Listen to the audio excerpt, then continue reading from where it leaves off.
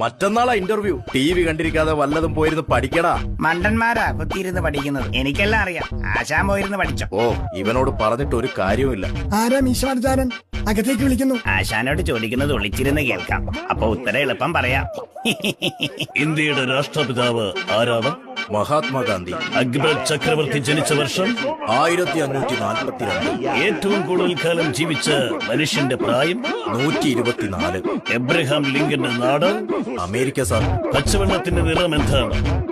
എന്തൊരു simple question. ശാസ്ത്രജ്ഞന്മാർ അതേക്കുറിച്ച് അന്വേഷിച്ചുകൊണ്ടിരിക്കുകയാണ്. എക്സലന്റ്.